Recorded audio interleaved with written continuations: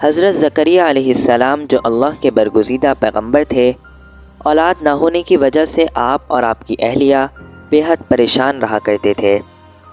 حضرت زکریا علیہ السلام کو ہر وقت یہ خیال پریشان کرتا کہ میری کوئی اولاد نہیں، اور میرے مرنے کے بعد میرے عزیز و قارب اور میرے بھائی اس قابل نہیں کہ بنی اسرائیل کی اصلاح اور ہدایت کے سلسلے کو آگے بڑھا سکیں۔ اگر اللہ تبارک و تعالی مجھے اولاد سے نواز دے تو میرے بعد بھی بنی اسرائیل کے دین کی تبلیغ کا کام جاری رہے گا۔ لہٰذا حضرت زکریا علیہ السلام نے اللہ کے دربار میں بہت التجائیں اور دعائیں کیں کہ انہیں ایک اولاد سے نوازا جائے، تاکہ ان کے اس دنیا سے جانے کے بعد بھی دین حق کا کام جاری رہ سکے۔ اللہ تبارک و تعالی نے حضرت زکریا علیہ السلام کو بڑھاپے میں اولاد دینے کا فیصلہ کیا۔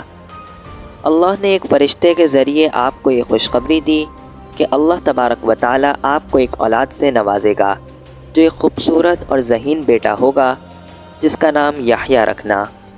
قبل اس کے اس نام کا کوئی انسان پیدا نہ ہوا ہے۔ یہ اللہ کے قریب بہت ہی عزیز ہے جو بنی اسرائیل کی اصلاح کرے گا۔ چنانچہ خوشخبری کے مطابق اللہ نے حضرت زکریا علیہ السلام کو ایک خوبصورت بیٹا عطا کیا جس کا نام یحییٰ رکھا گیا۔ حضرت یحییٰ علیہ السلام کی والدہ جن کا نام عشا تھا، اور حضرت مریم علیہ السلام کی والدہ جن کا نام حنہ تھا، آپ دونوں سگی بہنیں تھیں۔ یوں حضرت عیسیٰ علیہ السلام اور حضرت یحییٰ علیہ السلام آپس میں خالہ زاد تھے۔ حضرت یحییٰ علیہ السلام بچپن میں ہی نبوت کے مقام پر فائز ہو گئے۔ حضرت عیسیٰ علیہ السلام حضرت یحییٰ علیہ السلام سے 6 ماہ بڑے تھے۔ جب حضرت عیسیٰ علیہ السلام نبوت کے منصب پر فائز ہوئے تو سب سے پہلے حضرت یحییٰ علیہ السلام آپ پر ایمان لائے۔ حضرت یحییٰ علیہ السلام بہت ہی پاکیزہ تھے۔ وہ کثرت سے اللہ کی عبادت کیا کرتے اور تنہا بیٹھ کر بہت رویا کرتے تھے، یہاں تک کہ آنسوؤں کی وجہ سے آپ کے رخسار مبارک پر نشان پڑ گئے تھے۔ آپ نہایت متقی اور پرہیزگار اور سادہ زندگی گزارنے والے انسان تھے۔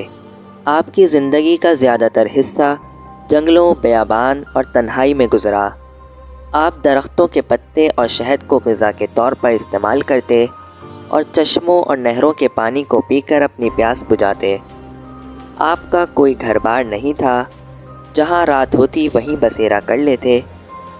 اللہ تبارک و تعالی نے حضرت یحییٰ علیہ السلام کو 5 باتوں پر عمل کرنے اور بنی اسرائیل سے عمل کروانے کا حکم دیا۔ لہٰذا انہوں نے بنی اسرائیل کو جمع کیا اور فرمایا کہ اللہ تبارک و تعالی نے مجھے 5 باتوں کا حکم دیا ہے۔ اللہ کے علاوہ کسی اور کی عبادت نہ کرو اور کسی کے سامنے نہ جھکو، روزہ رکھنے اور صبر کرنے کی تلقین کی، صدقہ کرنے کا حکم دیا اور کثرت سے اللہ کا ذکر کرنے کا حکم دیا۔ حضرت یحییٰ علیہ السلام کی وفات کے متعلق مفسرین نے بہت سے واقعے بیان کیے ہیں۔ مفسرین کی اکثریت نے جس واقعے کو بیان کیا وہ کچھ یوں ہے۔ حضرت یحییٰ علیہ السلام کے زمانے میں یہودیہ کا بادشاہ ہیرودس ایک عیاش شخص تھا، جس کی وجہ سے پوری قوم فسق و فجور اور بدعمالیوں میں مبتلا تھی۔ اس نے اپنے حقیقی بھائی فلپ کی بیوی کو بغیر نکاح کے اپنے گھر رکھا ہوا تھا۔ حضرت یحییٰ علیہ السلام چونکہ نبی تھے اور دعوت تبلیغ کا کام کرتے تھے، لہٰذا انہوں نے بادشاہ کے اس بدعمالی پھیلانے والے کام کے خلاف آواز بلند کی، تو بادشاہ نے حضرت یحییٰ علیہ السلام کو قید کروا کر قید خانے میں بند کروا دیا۔ حضرت یحییٰ علیہ السلام ایک سچے نبی ہیں، یہ بات بادشاہ کو اچھی طرح معلوم تھی، اور بنی اسرائیل بھی آپ علیہ السلام کی عزت کرتے ہیں، اس لیے بادشاہ کے دل میں حضرت یحییٰ علیہ السلام کے لیے ایک ڈر بھی تھا۔ لیکن بادشاہ کی داشتہ حضرت یحییٰ علیہ السلام کی تعلیمات کو اپنے اور اپنے جیسی دوسری بدکار عورتوں کے لیے خطرہ سمجھتی تھی، اس لیے وہ آپ کی جان کی دشمن ہو گئی۔ اسی دوران بادشاہ کی سالگرہ کے موقع پر محل میں رقص و موسیقی کی محفل جمی، جس میں بادشاہ کی محبوبہ کی بیٹی نے اپنے سحر آمیز رقص دکھا کر بادشاہ کو اپنے جال میں پھنسا لیا۔ بادشاہ نے اس جذبات میں آ کر پوچھ لیا کہ مانگ کیا مانگتی ہے۔ اس نے اپنی ماں سے مشورہ کیا۔ ماں جو پہلے ہی موقع کی تلاش میں تھی، اس نے اپنی بیٹی سے کہا کہ بادشاہ سے حضرت یحییٰ علیہ السلام کا سر مانگ۔ چنانچہ اس نے ایسا ہی کیا اور بادشاہ کے حضور حاضر ہو کر اس سے حضرت یحییٰ علیہ السلام کا سر مانگا۔ بادشاہ یہ سن کر پریشان ہوا، لیکن اپنی محبوبہ کی خواہش کو رد نہ کر سکا اور سپاہیوں کو حکم دیا کہ حضرت یحییٰ علیہ السلام کا سر کاٹ کر ایک تھال میں پیش کیا جائے۔ چنانچہ ایسا ہی کیا گیا اور آپ علیہ السلام کا سر کاٹ کر اس لڑکی کے سامنے تھال میں پیش کیا گیا۔ روایتوں کے مطابق حضرت یحییٰ علیہ السلام کو جس دن شہید کیا گیا اس دن آسمان سے خون کی بارش ہوئی اور سورج سرخ ہو گیا، زمین سے خون پھوٹنے لگا۔ لوگوں نے اس خون کو دبانے اور صاف کرنے کی بہت کوشش کی، لیکن وہ خون صاف نہ ہوا۔ اللہ نے بنی اسرائیل پر سخت عذاب کا فیصلہ کر دیا۔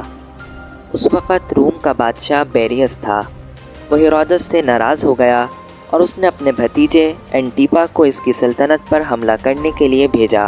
وہ ایک خون خوار فوج لے کر اللہ کی طرف سے قہر بن کر یہودیہ پر نازل ہوا۔ البیریس نے قسم کھائی کہ جب تک حضرت یحییٰ علیہ السلام کا خون جوش مارتا رہا اس وقت تک ہم یہودیوں کو قتل کرتے رہیں گے۔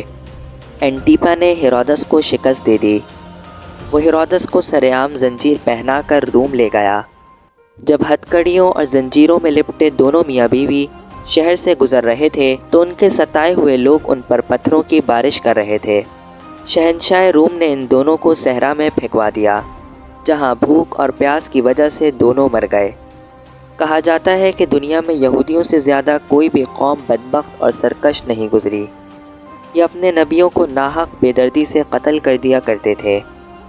حضرت محمد صلی اللہ علیہ وسلم نے فرمایا، روز محشر وہ لوگ سخت عذاب میں ہوں گے جو دوسروں کو ناحق قتل کر دیتے ہیں اور ایسے لوگوں کو قتل کرتے ہیں جو حق کی بات بتاتے ہیں۔